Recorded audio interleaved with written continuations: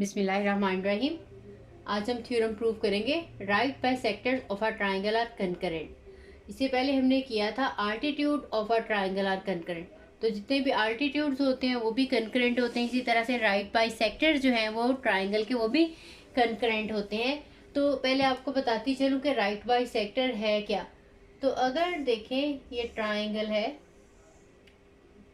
इस साइड के right by sector का मतलब है कि इसका जो मिड पॉइंट है उसके ऊपर एक ऐसी लाइन जो कि 90 का एंगल बना रही है, यानी मिड पॉइंट के ऊपर 90 का एंगल बनाती हुई लाइन जो है इस साइड का राइट बाई सेक्टर है। बिल्कुल इसी तरह से ये जो लाइन है इसका हम मिड पॉइंट लेंगे और मिड पॉइंट पे एक हम लाइन लेंगे जो कि 90 का एंगल बना रही होगी, तो ये दूसरी साइड का राइट बाई सेक्टर है। बिल्कुल इसी तरह से जो थर्ड लाइन है इसका मिड पॉइंट लेके यहाँ पे है हम 90 का एंगल जो है वो बनाएंगे।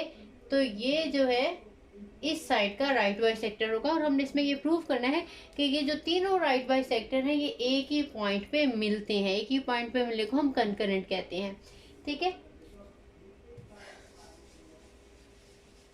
इसके लिए ट्राइंगल बनाएंगे।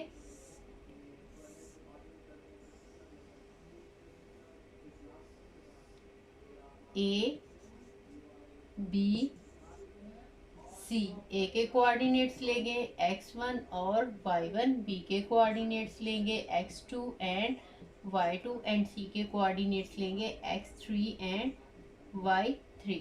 ठीक है, उसके बाद हमने इनके मिड पॉइंट लेने हैं D E एंड F। ठीक है, इसके ऊपर हमने राइट बाई सेक्टर ड्रॉ किया। हम उसमें पूरा नहीं पूरा बनाना है, पूरा बना लें, लेकिन ज़रा शक्ल में कंफ्यूजन सी हो जाएगी, इसलिए सिर्फ हम जहाँ तक मिल रहे हैं वहीं पे हम ड्रॉ करेंगे। ठीक है, ये सारे के सारे 90 के एंगल बना रहे हैं, तो ये जिस पॉइंट में मिलते हैं वो पॉइंट O है। हम प्रूव करेंगे कि ये तीनों के तीनों जो है O पॉइंट में से गुजर रहे हैं, यानी तीनों के तीनों जो है ये राइट बाई सेक्टर्स कंकरेंट हैं। तो हम इसको ऐसे भी लिख सकते हैं, पहले स्टार्ट में let A B C be a triangle and have coordinates and show as shown in the diagram as shown in the figure. या लिख दें let A x1 y1 b x2 y2 and c x3 y3 be the vertices of triangle ABC। उसके बाद the midpoint D of BC, BC का mid point जो D है इसके हम कोऑर्डिनेट्स लिखेंगे हैज कोऑर्डिनेट्स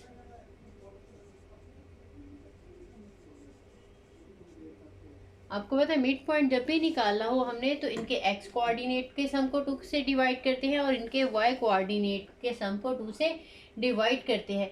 तो d के कोऑर्डिनेट्स के लिए x2 और x3 इनको ऐड करके 2 से डिवाइड करेंगे। इस तरह से जो इनके y कोऑर्डिनेट हैं y2 प्लस y3 ओवर 2।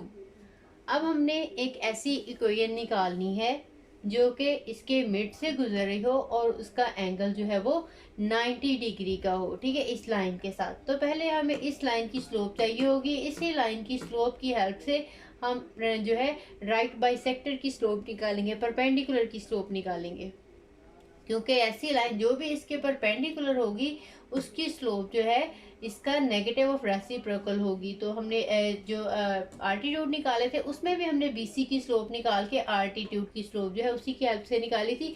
इस तरह से राइट बाई सेक्टर्स में भी हम पहले बीसी की स्लोप निकालेंगे और बीसी की स्लोप की हेल्प से हम ओडी की स्लोप निकालेंगे। So since slope of BC is, slope के लिए इनके y कोऑर्डिनेट्स का डिफरेंस लिया जाता है और डिनोमिनेटर में इनके x कोऑर्डिनेट का डिफरेंस लिया जाता है। y2 minus y3 over x2 minus x3, ये आप पे डिपेंड करता है, आपकी अपनी मर्जी है। इसको y2 माइनस y3 और x2 माइनस x3 लिख लें, या y3 minus y2 and x3 minus x2 लिखेंगे, ठीक है। आपने लेकिन ये ख्याल रखना है कि अगर हम इसका y कोऑर्डिनेट पहले लिख रहे हैं तो डिनोमिनेटर में x कोऑर्डिनेट भी पहले इसी का ही लिखना पड़ेगा। लेकिन अगर देखें यहाँ पे मैंने y2 पहले लिखा है तो डिनोमिनेटर में पहले मुझे x2 लिखना होगा, ठीक है। आंसर दोनों का सेम आएगा, आपकी अपनी मर्जी है कि सी के पॉइंट में से बी के पॉइंट्स जो है वो सब्ट्रैक्ट करें या बी पॉइंट में से सी के पॉइंट सब्ट्रैक्ट करें। अब हमने स्लोप निकालनी है डी ओ की। Therefore the slope of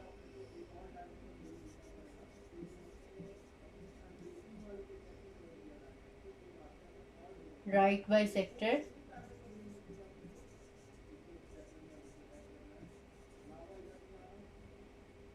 DO of BC is, इसकी जब हम निकालेंगे तो वो आ जाएगी negative of x2 minus x3 over y2 minus y3, ठीक है। ये भी कल जो हमने थ्योरम किया था उसमें भी मैंने ये बात बताई थी, फिर अगेन बता रही हूँ। कोई भी लाइन है, सपोज ये लाइन है, इसकी स्लोप 3/2 है, तो इसके परपेंडिकुलर जो भी कोई लाइन होगी उसकी स्लोप -2/3 होगी। यानी कि इसका आपने सिंबल भी चेंज करना है, इसका फ्रैक्शन भी आपने उल्टा करना है, इसका रेसिप्रोकल लेना है, ठीक है। क्योंकि जो दो परपेंडिकुलर लाइंस होती हैं इनकी हमेशा स्लोप्स की प्रोडक्ट का आंसर -1 आता है। या ये कह ले अगर एक लाइन m1 है तो उसकी जो परपेंडिकुलर लाइन है उसकी स्लोप जो है वो -1/m2। m2 की अगर हमें पता होगी तो हम 1 की निकाल सकते हैं, 1 की पता हो तो m2 की हम निकाल सकते हैं। तो इसी तरह से इसकी स्लोप देखें, ये मैंने ये पॉजिटिव था पहले तो ये मैंने नेगेटिव लगा लिया, जो इसका न्यूमरेटर था ये डिनोमिनेटर बन गया और जो डिनोमिनेटर था वो न्यूमरेटर बन गया, ठीक है। अब हम इसकी हम इक्वेशन लिख लेंगे ओ डी की। आपको पता है इक्वेशन निकालने के लिए हमें एक इसका या तो पॉइंट और स्लोप पता हो या इसके 2 पॉइंट्स पता होने चाहिए मुझे, क्योंकि ये जो है ये पॉइंट डी पॉइंट इस भी पता है डी के, ठीक है, वो भी हमने निकालनी है। इसके अलावा क्योंकि ये डी मिड पॉइंट है और इसके अलावा मैंने इस लाइन की स्लोप भी निकाली है, तो हम जो इस स्ट्रेट लाइन की इक्वेशन निकालेंगे वो हम पॉइंट स्लोप फॉर्म से निकालेंगे।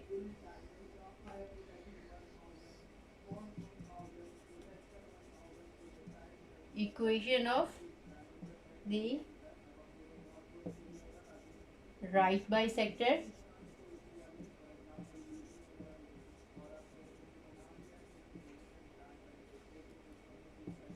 DO of BC is, slope जो पॉइंट स्लोप फॉर्म है वो होती है y minus y1 over into M X minus x1, ठीक है। m स्लोप है और ये जो ये x1 और y1 वो पॉइंट हैं जो कि इस लाइन के ऊपर हो। कोई भी ऐसा पॉइंट जो कि उस लाइन पे लाई कर रहा हो वो पॉइंट हमने यूज़ करना होता है। अब इसमें देखें ये d पॉइंट जो है इसका हमें पता है तो ये पॉइंट हम d यूज़ करेंगे और स्लोप जो हमने निकाली ये वाली लिखेंगे। तो y माइनस y1 की जगह पे हम लिखेंगे ये पॉइंट जो कि मिड पॉइंट है y2 प्लस y3/2, ठीक है, इक्वल टू स्लोप, स्लोप है negative x2 minus x3 over y2 minus y3 and x minus x1 है x2 प्लस x3/2, ठीक है।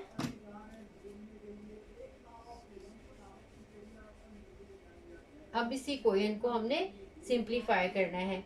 पहले इसका चाहें तो एलसीएम ले लें, अदरवाइज एलसीएम नहीं लेना चाहें तो y/2 प्लस y/3 इसी तरह से हम लगाते जाएंगे, या इसके नीचे लगाते जाएं या दोनों के नीचे सेपरेट सेपरेट भी लगा सकते हैं।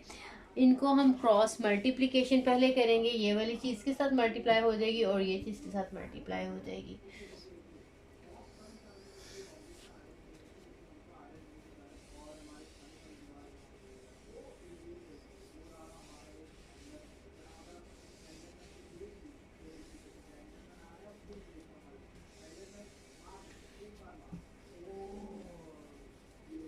एक इक्वेशन हम बनाएंगे और जो बाकी इक्वेशन है वो इसी सिमेट्री से हम फाइंड आउट कर लेंगे। हमारे पास आ जाएगा y minus y two plus y three over two multiply by y two minus Y three equal to negative आ जाएगा, साथ में x2 माइनस एक्स थ्री और साथ में आ जाएगा x minus x2 plus X three over two. ठीक है, अब नेक्स्ट स्टेप में हम इसको जो है मल्टीप्लाई करेंगे अंदर। एक्चुअली हमने x वाला टर्म फिर y वाली टर्म और कांस्टेंट टर्म जो हमने सेपरेट करनी है, फिर इसी सिमेट्री से हमने बाकी जितने भी राइट बाई सेक्टर्स हैं उनकी जो है वो इक्वेशंस बनानी है। हम सिर्फ एक ही बनाएंगे, बाकी हम सिमेट्री से लिख देंगे। अब हम y के साथ मल्टीप्लाई कर लेंगे ये सारी टर्म जो है y2 माइनस वाई थ्री। ठीक है, और इसी तरह से इसको जब हम मल्टीप्लाई करेंगे ये भी नेगेटिव और ये जो है ये आ जाएगा, सॉरी यहाँ पे हाँ जी, minus y2 plus y three over two. यहाँ पे 2 लिखना है तब भी ठीक है, अगर 1/2 हम इसको बाहर लिख लें तब भी ये ठीक है। y2 minus Y three equal, इसको भी मैं इस साइड पे ले आती हूँ, ये प्लस हो जाएगी। ठीक है, टर्म और मल्टीप्लाई करेंगे, x को भी इसके साथ मल्टीप्लाई करेंगे। एक दफ़ा मैं स्टेप में चले लिख देती हूँ ताकि आपको कन्फ्यूजन ना हो। Minus x three and x minus x2 plus X three over to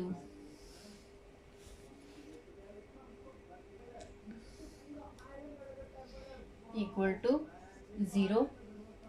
याद आएगा y2 minus Y three minus, इन्हें जब हम मल्टीप्लाई करेंगे, एक दफ़ा इसमें पॉजिटिव प्लस है एक दफ़ा इसमें माइनस है, तो ये आ जाएगा y2 square minus Y three square over two plus x के साथ मल्टीप्लाई करेंगे इसे x2 माइनस एक्स थ्री, और यहाँ पे आ जाएगा, इसको मल्टीप्लाई करेंगे सारे के साथ, ये आ जाएगा माइनस, इन्हें मल्टीप्लाई करेंगे तो ये उसी तरह से x2 square minus x three square आ जाएगा और डिनोमिनेटर में 2 आ जाएगा इक्वल टू 0। अब मैं इसको थोड़ा सा अरेंज कर लेती हूँ, x वाली लिख लेती हूँ टर्म, फिर y वाली लिख लेती हूँ और फिर ये दोनों कांस्टेंट वैल्यूज जो है वो लिख लेंगे।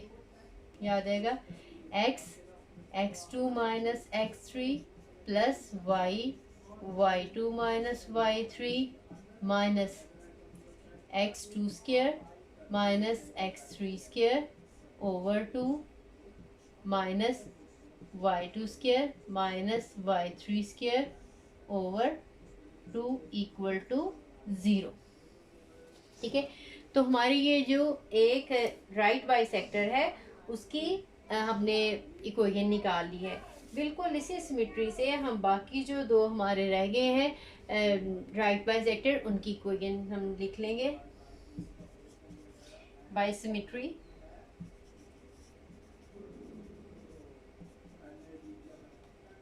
Equation of the other two right bisector,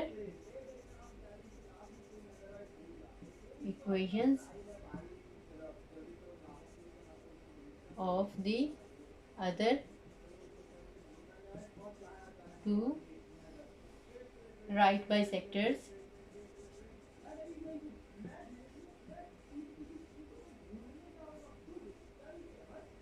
right bisectors कौन कौन से हैं? ओ ई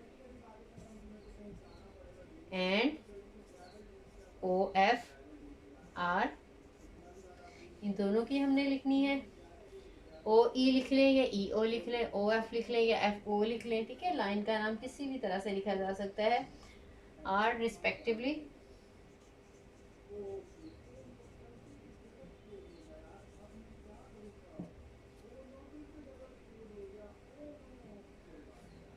अब देखें, ये हमने डी की निकाली थी।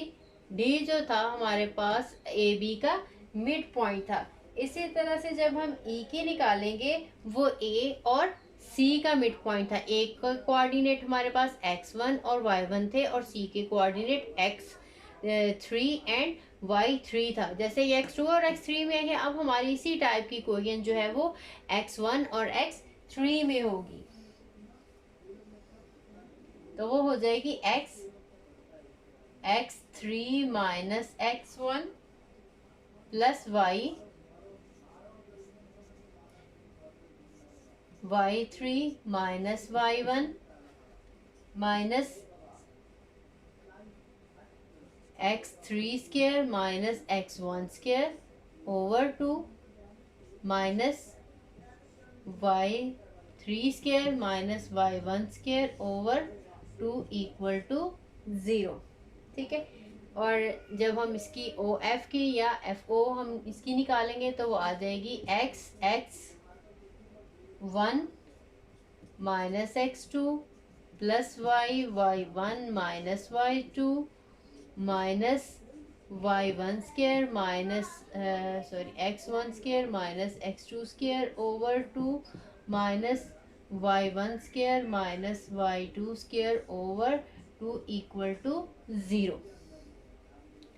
ठीक है, अब हमने इस सारे सिस्टम को, ये जो हमारी 3 इक्वेशंस निकली हैं राइट बाई सेक्टर की, ये 1 है, ये 2 है और ये 3, इन तीनों इक्वेशन को हमने जो है वो मैट्रिक्स फॉर्म में लिखना है। उसके बाद जो इनका कोफिशिएंट मैट्रिक्स हमारा बनेगा, जिसको मैट्रिक्स ए भी जनरली बोलते हैं, उसको हम डिटर्मिनेंट लेंगे। अगर वो डिटर्मिनेंट 0 के इक्वल आता है तो फिर प्रूव हो जाएगा कि ये जो ट्रायंगल के हमने बाइसेक्टर्स, राइट बाइसेक्टर्स निकाले हैं, ये कंकरेंट है। ठीक है, ये हम सेपरेट एक टॉपिक है जिसमें हम ये प्रूव किया है कि अगर ये जो है हमारा डिटर्मिनेंट 0 आता है तो इसका ये मतलब है कि ये कंकरेंट है। ठीक है, ये इसका अलग प्रूफ जो है वो किया हुआ है। इनको मैं थ्योरम भी रेज कर देती हूँ। अब मैंने इसका इक्वेशन जो थी, ठीक है, फर्स्ट रेज हो गई है। इनके कोफिशिएंट पहले लिखूंगी इन तीनों के, x के साथ जो थे ये वाले, फिर y के कोफिशिएंट, उसके बाद फिर ये दोनों कांस्टेंट टर्म्स लिखेंगे हम डिटर्मिनेंट फॉर्म में। हम लिखेंगे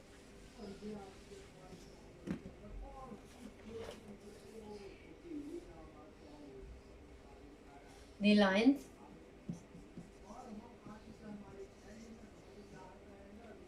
one, 2 and 3 will be concurrent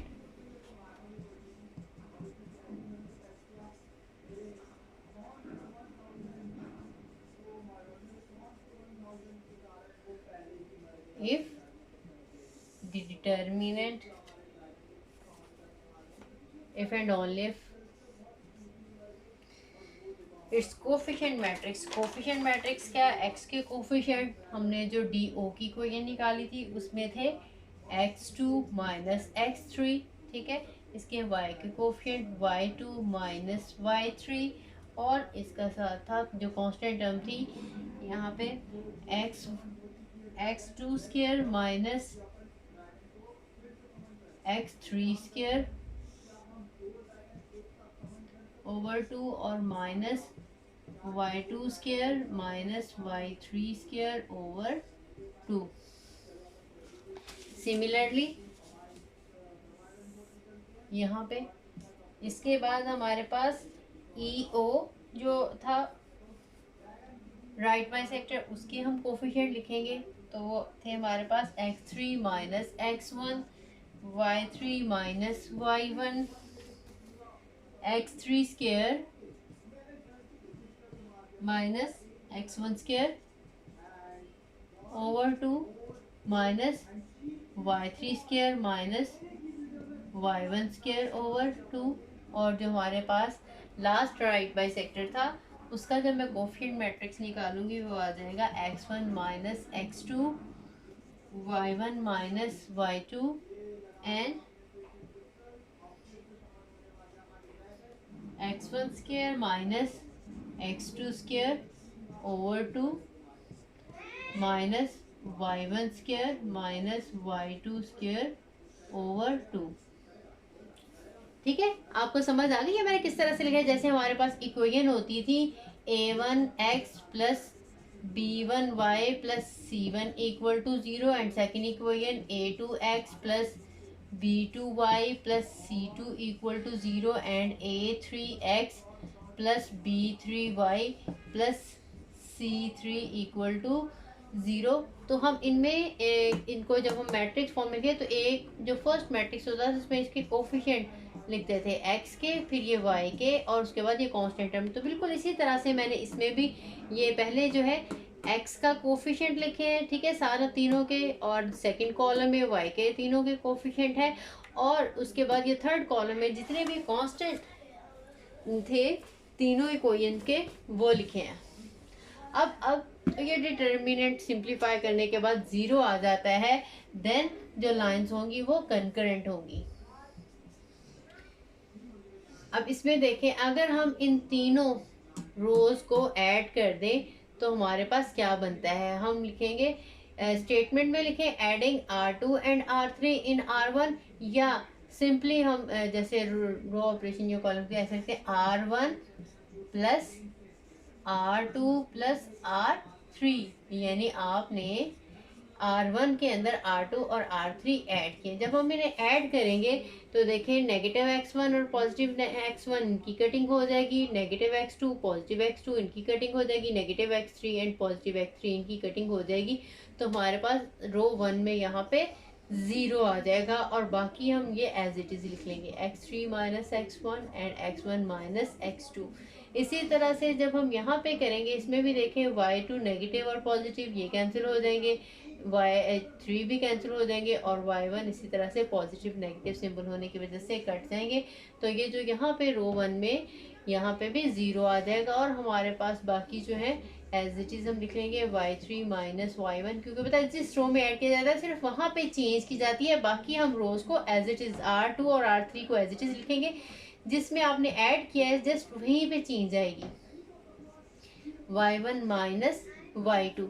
similarly जब हम इन्हें भी ऐड करेंगे, देखें ये 1/2 सबके नीचे है, एलसीएम में 1/2 ही आ जाएगा सबका। अगर हम कंबाइन कॉमन निकालें, ये negative x1 square positive x1 square दोनों की कटिंग, ये x2 का स्क्वायर नेगेटिव है और ये x2 का स्क्वायर पॉजिटिव है, इसी तरह से x3 का स्क्वायर पॉजिटिव नेगेटिव है और ये पॉजिटिव है, कटिंग हो जाएगी। सिमिलरली y भी सारे के सारे y1 square y2 square y3 square जो तीनों के तीनों पॉजिटिव और नेगेटिव है, ये सारे के सारे कट जाएंगे। ये आंसर यहाँ पे भी हमारा 0 आ जाएगा, और बाकी जो दो कॉलम है ये वाले दोनों एंट्रीज हैं इस कॉलम की वो हमने एज इट इज लिख देनी है। Negative x3 square minus x1 square over 2 minus y3 square minus y1 square over 2, और इसी तरह से थर्ड वाला भी हमने एज इट इज लिख देना है x1 square minus x2 square over 2 minus y1 square minus y2 square over 2।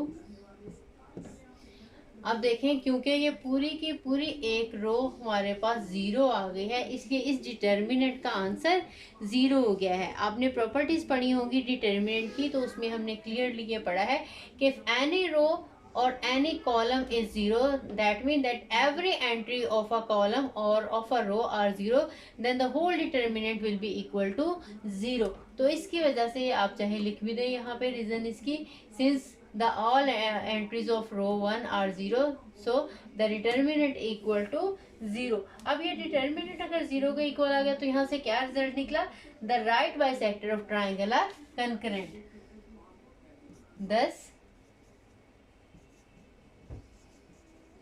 right bisectors